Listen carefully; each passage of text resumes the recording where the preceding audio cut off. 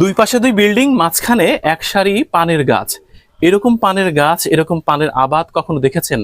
আমাদের ঝিনাইদহের সাংস্কৃতিক উপজেলা হরিণাকুণ্ডুর তাহের হুদাতে অভিনব এই পানের সারি তৈরি করেছেন আমাদের একজন সম্মানিত কৃষক মহোদয়। ধান, কলা, পান ঝিনাইদহের প্রাণ।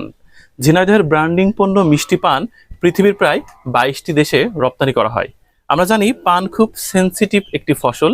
এটা বিস্তীর্ণ জায়গায় পানের বরজ তৈরি করে তার মধ্যে রোপণ করা হয়। কিন্তু এই প্রথম দেখলাম যে দুই বাড়ির গলির মধ্যে এক সারি পান গাছ রোপণ করেছেন। দেখুন কি চমৎকার বড় বড় পান ধরেছে।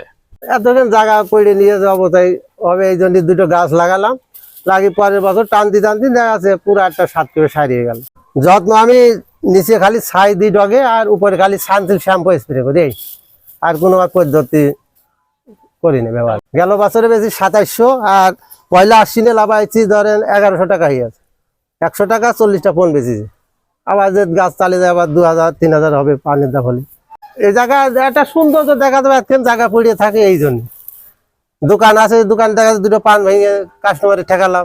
টাটকা যারা খায়, যে পান খাওয়া শখ, পানটা খুব মিষ্টি লাগে, তো এই জন্য দেশি পান কিন্তু মিষ্টি লাগে খুব। আমার দোকানে এসে বসে যে একটা পান খাবো, খান তাহলে বানিয়ে দিই। এও নিজে ভেঙে খায়, আমও বাড়ি ভেঙে বানিয়ে দিই। একটা গাছও মারা নেই এখনো।